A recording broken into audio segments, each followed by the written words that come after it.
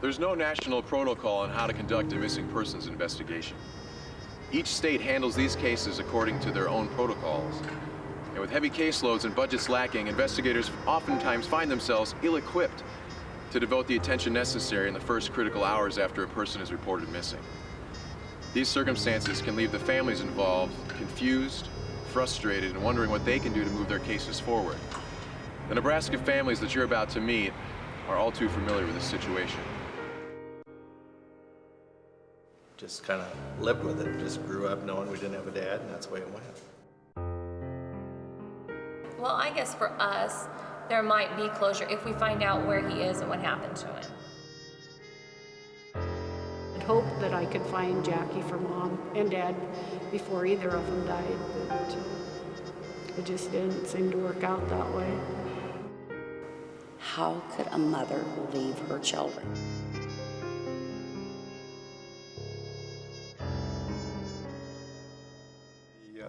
The case of Melvin Uphoff was referred to our cold case investigators sometime during the year of 2005.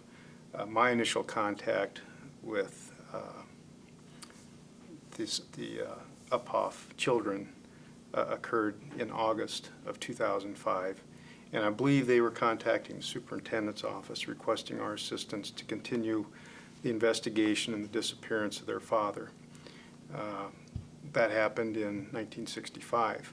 That original case started with the Butler County Sheriff's Office. The case was almost 38, close to 40 years old by the time it was referred to the Nebraska State Patrol. And I think the Uphoff children felt that this perhaps was an effort on their part to secure some assistance from the law enforcement community to aid in their investigation of the disappearance of their father. During that time, there were several discussions back and forth between our investigators and the family members, and it was determined that there were a few things that we could do to assist the Uphoff children, the family, with potentially locating their father, that we could follow up on some of the details of the original investigation that was conducted almost 40 years prior, and that we would make our best effort to try and locate Melvin Uphoff. Sergeant Robert Frank of our agency, of the State Patrol, did several interviews with several of the family members, both the Uphoff family and the Krotzman family. Did a number of things in terms of doing data searches, trying to locate other family members, trying to follow up on any leads that weren't originally addressed in the investigation 40 years prior. And I believe through his efforts we were able to establish certain facts. Unfortunately, we've not been able to find Melvin Uphoff. And so today, 40 years later, Melvin Uphoff still remains listed as a missing person. Jackie Rains Crackman went missing September 24th, 1965 from Columbus, Nebraska. She was 18 at the time with brown hair and brown eyes. She always called her mom every day, and then now you got this 18-year-old girl with 2 kids and just gone and never talked to anybody of her family members again. It seems like back then you just didn't talk about it. And, you know, we didn't talk with our aunts and uncles or friends about, you know, our sister was gone and no one knew where she was at. You just didn't seem to, you weren't supposed to talk about that kind of thing. They really didn't want to talk about it, so it wasn't brought up very often at all. And they even went to the point where they didn't want us to discuss it outside of the home. Melvin Uphoff, who is a missing person since November of 1965, I believe. The case started, I believe, on a Sunday night when Mr. Uphoff had left home. I don't know if I found out about it that night or the next day, but anyway, it was shortly thereafter they reported him missing. I went to Rising City and I interviewed Mrs. Uphoff, whose name is Melba. She advised me that they had been someplace on this Sunday evening, that they'd come home. Melvin went out to get something, some beer, if I remember right, and he never returned. So they thought that he was missing. So at that time, we were going to put an item out on him as a missing person thing. And shortly thereafter, about that time, I was advised that a lady by the name of Mrs. Dennis Crutchman, she was also missing. We did some investigation and we found out that Dennis Crutchman, her husband, and Melvin Uphoff had worked in the co-op station in Rising City, and they thought that Melvin and Mrs. Crutchman might have been having an affair. I know there was a lot of thoughts right away about, was there foul play, Jackie's car was left with the keys still in the ignition. I mean, I don't know if they ran off, or I kind of suspicion sometimes they're both gone. They're both been killed. Just from the talk with Leo, by myself, he knows more. He definitely knows more. And he did do a terrible missing person investigation. He didn't do one. That's how I feel. He didn't want to do one. He knew he didn't have to. I really don't think there was an investigation, to be honest with you. If there was, it didn't amount to much. On September 10th, 1965, Dennis Crackman filed for divorce and custody of their 2 minor children. Jackie was personally served on the 20th of September, 4 days before her disappearance. On October 7th, 1965, the divorce decree was signed by Byron Reed, Jackie's attorney on her behalf. She had asked me to come down to Rising City to babysit her children on a Saturday so that she could go to work. And I was like, work? And she's like, oh yeah, I'm working at the restaurant at the co-op. And I'm like, oh, okay. And so I did. I went down to watch the kids while she went to work, and she got done with her shift. She came home. I had gone in the bedroom to change the baby's diaper, and I came out, and Melvin was there, and she was sitting on his lap, and I was like, oh, didn't you know he's my boyfriend? And I'm like, no, I didn't. So that came as quite a shock to me, because I mean, she was very good at hiding these things, because I had no idea, no clue that she was seeing him. Naturally, your suspicions go immediately to the spouse, and I'm sure that's the way it is nowadays. I mean, just about anytime there's someone that's missing, the boyfriend or the girlfriend or the wife or husband, immediately becomes a person of interest. Well, back then, it just seems like that just kind of got shoved under the carpet. I mean, it's like they didn't seem to really think that Dennis had anything to do with it. He was the one that was filing a divorce papers, and why would he be suspicious? Even though he had been known to have a violent history. Dennis was, back in his younger day, was a little bit of a hothead, maybe a little, had a little too much fun, maybe a little bit of a party or whatever. When I talked to Dennis, I felt he was genuine talking to me. He's still upset that Jackie left.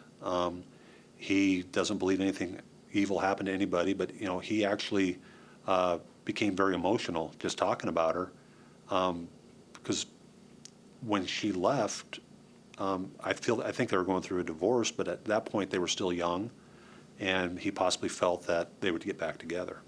Sally Fisher is listed on the Charlie Project's website as Jackie's friend at the time of her disappearance, and the last person to see Jackie Raines Crackman. I think I probably knew Jackie probably 5-6 months total, if it was that long. I was never contacted at any time about Jackie's disappearance. Like I said, until '92, I had no idea she was still gone, or that she was even gone. I didn't know she was gone at the time. I just thought maybe she ran away from Denny. I had no idea that it was as serious. I mean, other than the violence that I saw between the two of them, I would have wanted to get away too. But no, I was not contacted. I have no idea. And when Michelle told me, I was totally shocked. And I guess I wasn't aware that Sally had never been questioned for 20 years. Wow. Given 40 years had passed, Sally Fisher was unable to recall many details. The Uphoff family asked Sally to undergo hypnosis, and out of respect for them, she agreed. With hypnosis, it just slows the mind down so that it isn't thinking that fast. And then when you ask a question, it's more able to get back to that particular memory. My first contact with Michelle was in 1992. I got a phone call late in the evening. She introduced herself as Michelle Uphoff, and is like, who's Michelle Uphoff? You know, because I didn't know who Michelle Uphoff was. She explained to me who she was, why she was calling, and we have had conversations throughout the years, and just her opinion of what has happened to her father and Jackie, and she wanted my ideas of what happened, and I really didn't have an idea because I really hadn't thought about it since I left Columbus. What she related was that she was in a house with Jackie the night before, and they were having a little party and just dancing with the kids, and they went to bed, and when she woke up in the morning, she wasn't there. That morning I got up, I have no idea where she was at. I called her family and they came over, but I left and went to a motel after that, and that was the last time I had seen her. Whether or not anybody else did, I don't know. And this man, Dennis, I believe, came up, who was Jackie's husband, and started yelling at her where Jackie was. When I went to the motel, her husband Denny had come looking for her and accusing me of knowing where she was at, and I had no idea where she was at. I didn't even know that she was really gone. And she was, and so if you understand hypnosis, she was actually there. It was as if she was back there at that particular time, at that age. So she was responding in that way.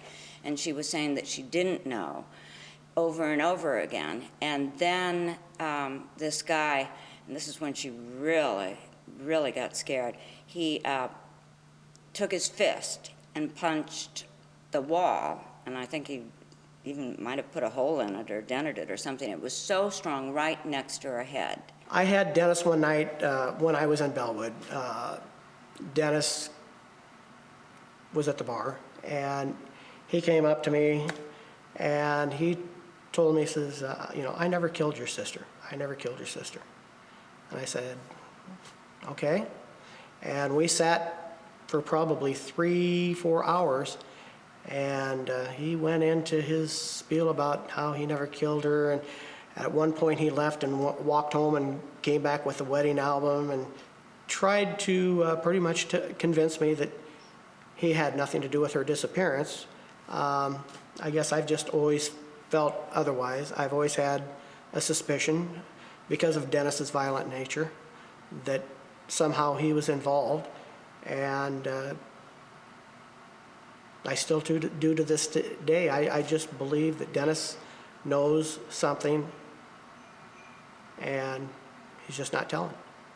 You know, when you accuse somebody of killing 2 people, that's pretty bold.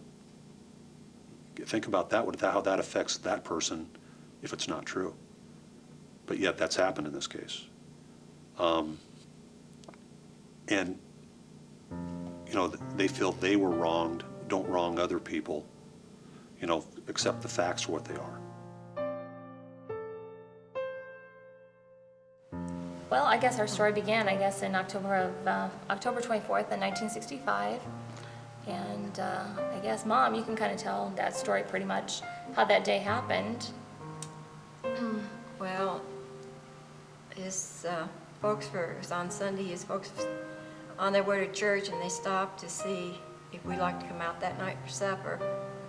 And Melvin said yes, we would. And so, but then in the afternoon, he wanted to drive around and see if he could see any pheasants, so we all got in the car and did that.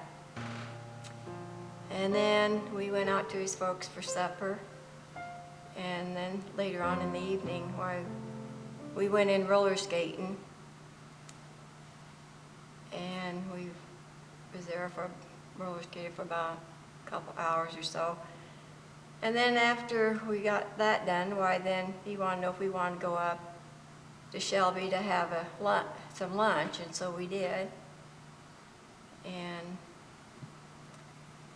we got home probably by 11 o'clock, and I was getting Marche ready for bed.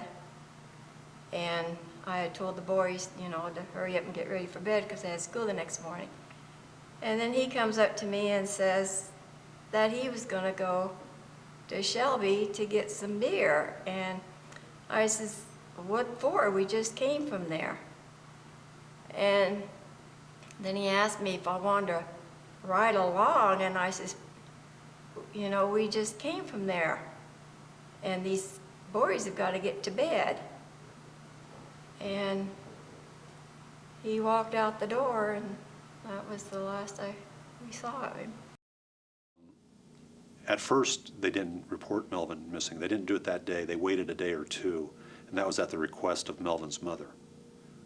When Myrna woke up the next morning, Melvin was gone. She went to Melvin's mother, who told her not to tell anybody, just hold tight, sit still, and, you know, Melvin will come back.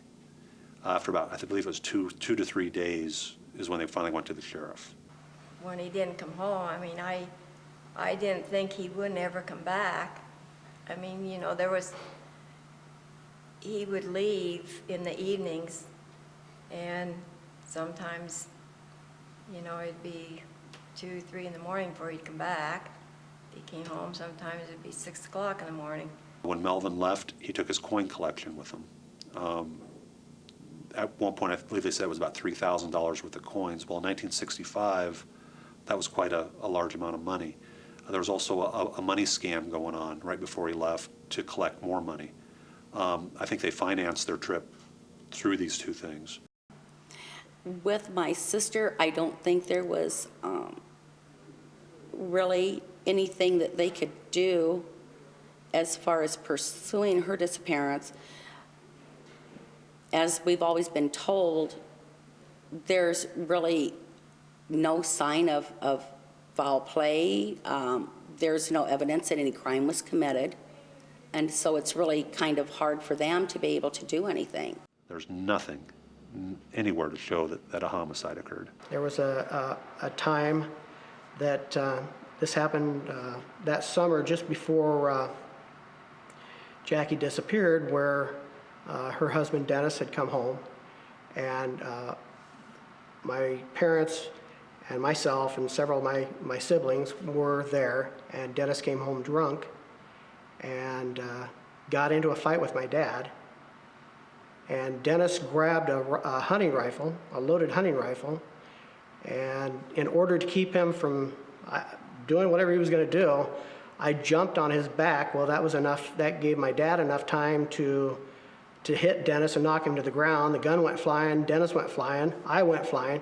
My dad grabbed me, and by that time my mom had gathered everybody up and into the car, and we started driving out of the driveway, and Dennis stood on the porch of the house and shot the back tires out of the car.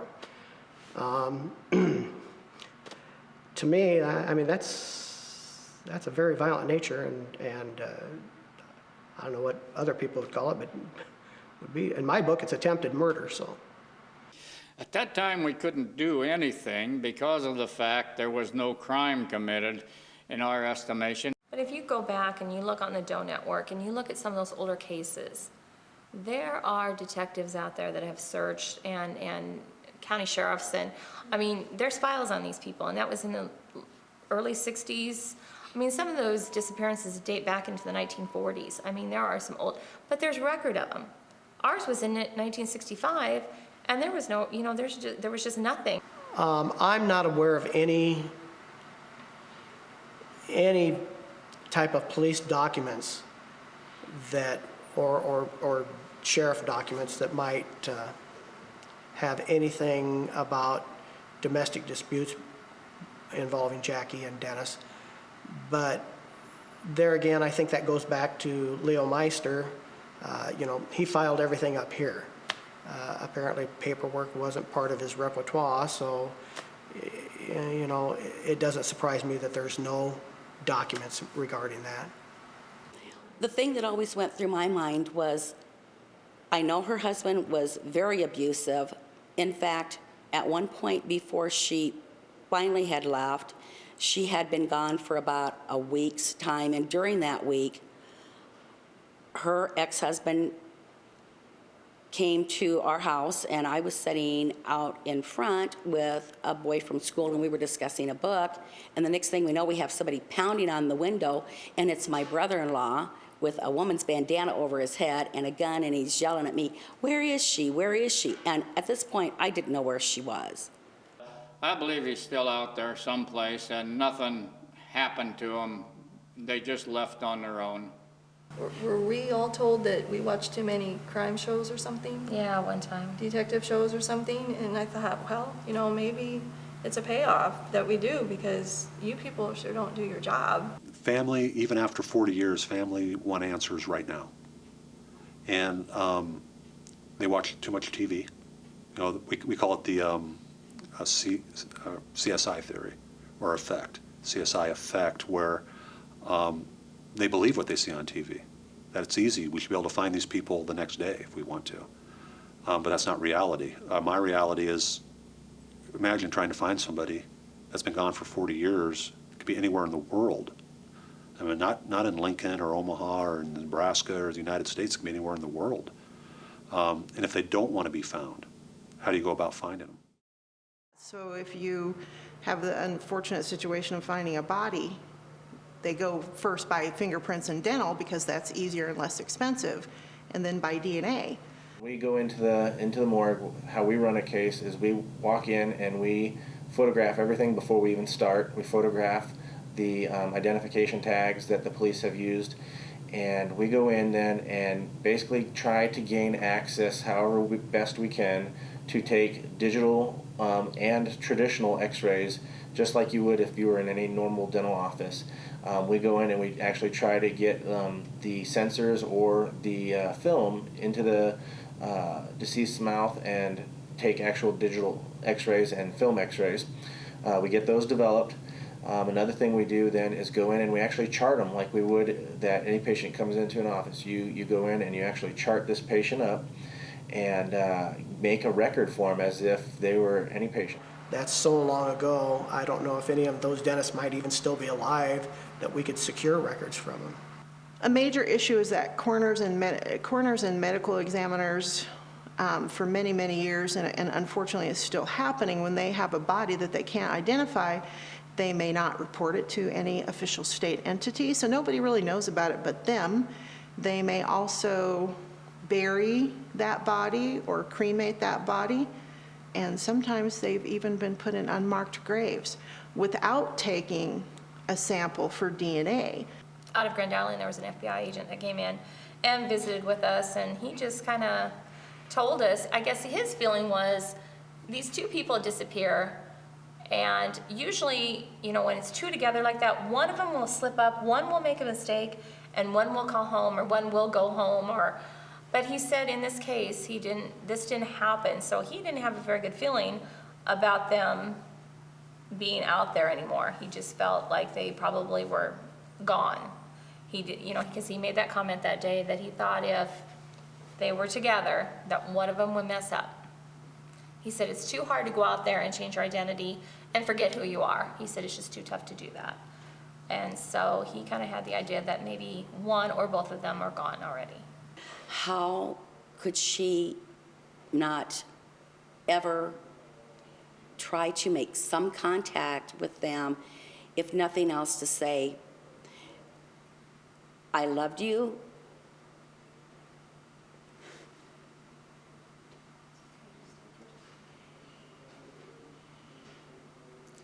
I loved you enough to leave you behind because I couldn't have you live the life that I may be living. Our son Jason was 19 back in June of 2001, and we lived a quiet, ordinary life in Omaha, Nebraska. And he lived with us, worked a part-time job, and also his younger brother, Michael, was 13 at the time. So just a quiet, ordinary family life. And one day, we were all at work, my husband and I.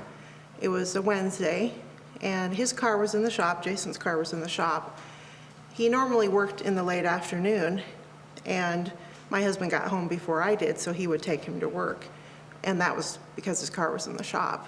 So on that particular day, they must have had some people call in sick at his part-time job, so they called him close to 10 in the morning and asked if he could come in and help. And he's a good worker, responsible, but basically told him, I don't have a ride. My parents are both at work, my car's in the shop. And they said, well, we'll send someone to come get you. They must have needed someone pretty bad.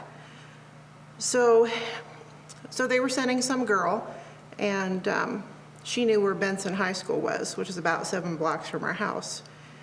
And he thought it would be easier for her to go there.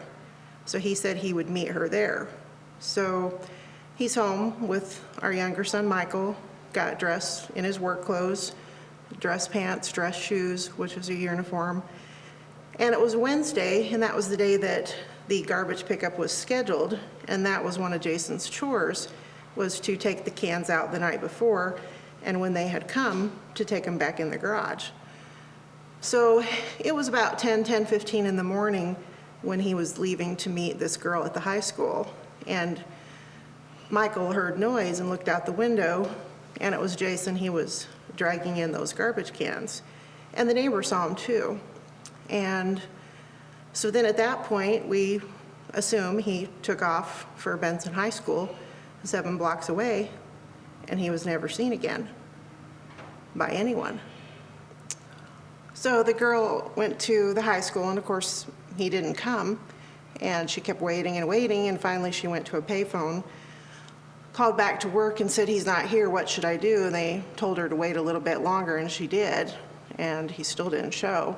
So I think she called again, and they started calling our house, and of course got Michael, and he said he left. And we didn't know any of this was going on, of course, because we're at work. But later in the afternoon, then my husband called and said, have you heard from Jason? I'm thinking, well, why would I? Because normally he would be gone to work and my husband would have taken him. And he told me why, and I thought, well, that's pretty strange because he's so responsible and he would never miss work.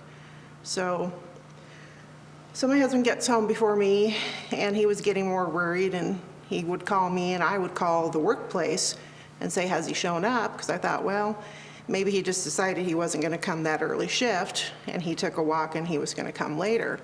But we kept calling and calling, and he didn't. So I came home from work, and I think I worked till 6 at that point, and I kept calling, sitting by the phone.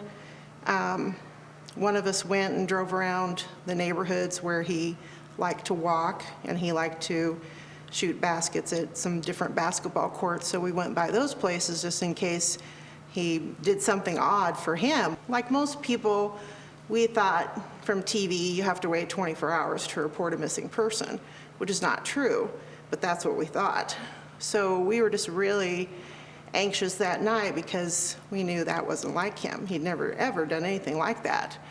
And so we waited till the next morning, and it was close to 10. We just couldn't stand it anymore. So we called the police, and they came over and took a missing persons report, and they were nice and took the report, gathered the information, and the officer said, oh, he's just probably spent the night at somebody's house. He'll probably show up any minute. And I'm thinking, you don't know our son. He's not spending the night at someone's house. And we realized he was just trying to be nice or kind of comforting, but we knew that wasn't the fact. So we didn't go to work, of course, and kept calling the workplace, kept driving around the workplace, and just no sign of him.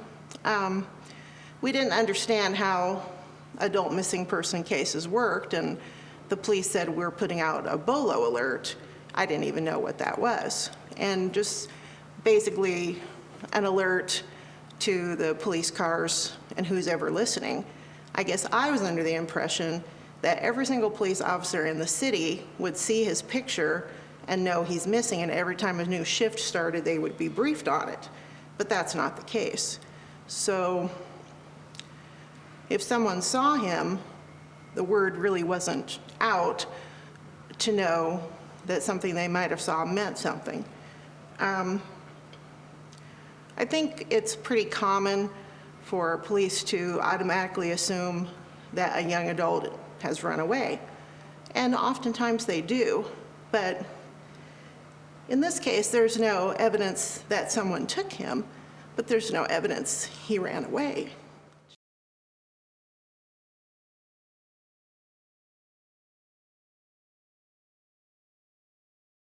Time is so critical, and if I could go back knowing what I know now, of course I would tell the families, or even myself, immediately get posters all over the place, see if you can get media involvement.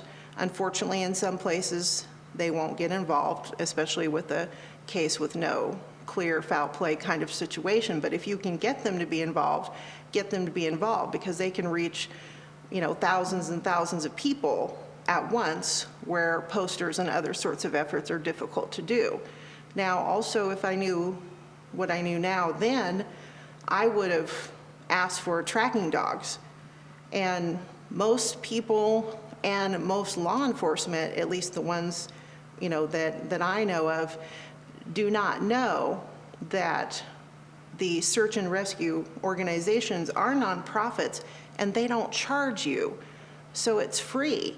And that's what they're trained to do, and they're waiting and willing to do such things. Part of my research was I accidentally stumbled across the Iowa Clearinghouse, and that was created by a law. And I thought, oh, this is really neat, because it showed all the pictures of all the people in Iowa that were missing and gave information about them, and then I found out it was a law that created that. So I thought, well, I wonder what Nebraska has, because I thought surely we must have something. And then I found out that we really don't, or didn't at that time.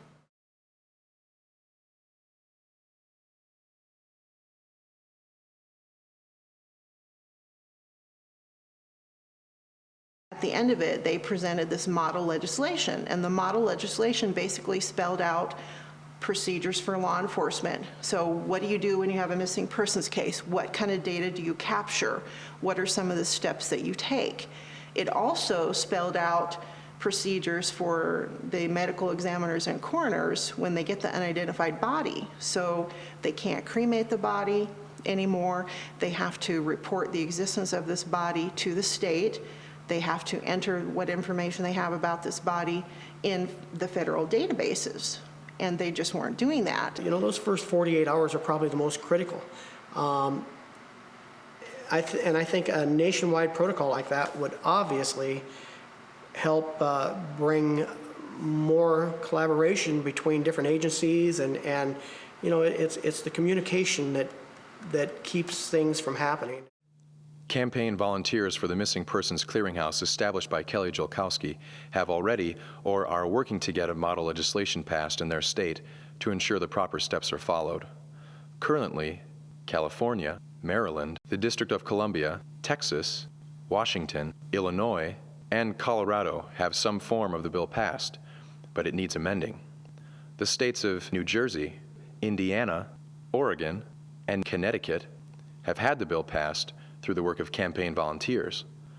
Campaign volunteers are working to pass the bill in the states of Nebraska, New York, Missouri, Florida, and Arkansas.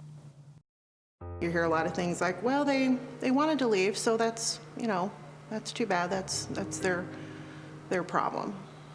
But it's really everybody's problem, because it can happen to anybody. I guess for us, there might be closure if we find out where he is and what happened to him. The families need to take the facts into consideration and not put themselves in the missing person's place. Don't say, how could they do this? I could never do this. Well, that's true. As these people could not do this, but these people did. And there's a reason they did it. They need to come to terms with it and accept it. They don't have to move on. They don't have to forget about it, but what they have to do is understand the reasons why these people left and accept those reasons.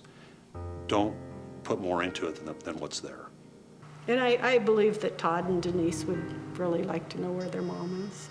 meet her at least and maybe have some answers, for their questions and all that. I firmly believe the truth will come out.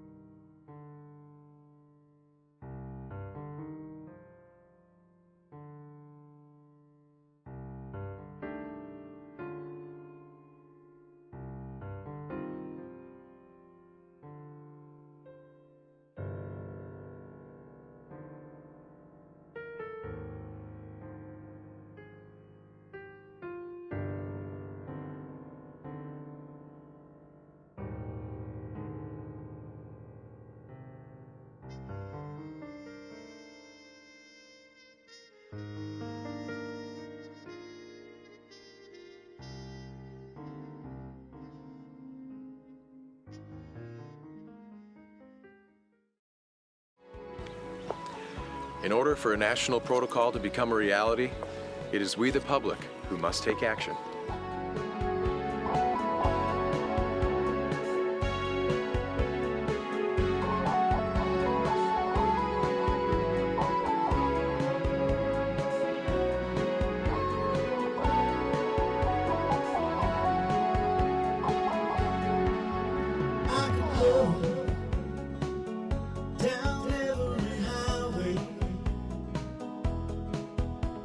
And I could turn over every stone,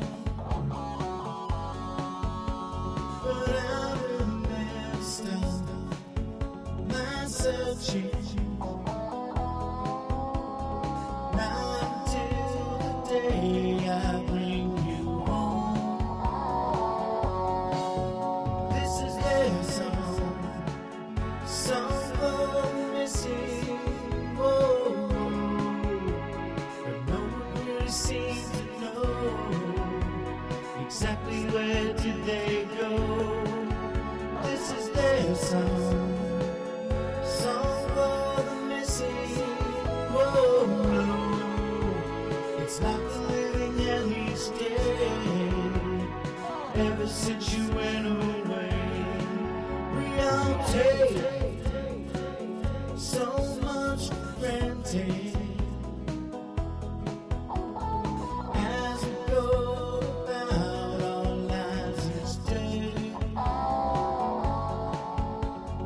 Never did we think it could happen. You disappear without a trace. And sometimes I've seen you in a crowd. Oh, so I tell myself out loud.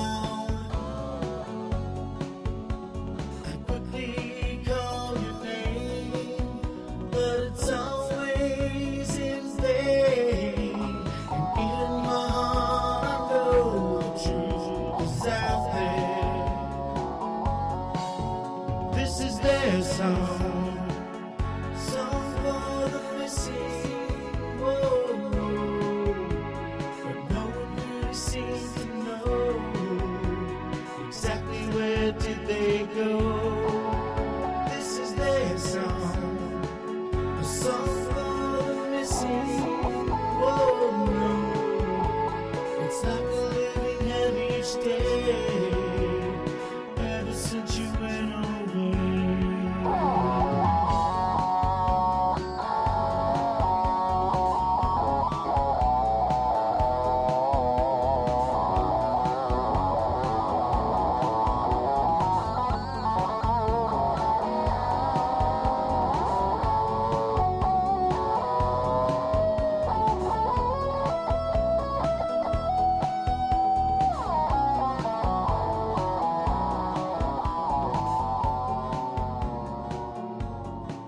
Yeah, this is their song.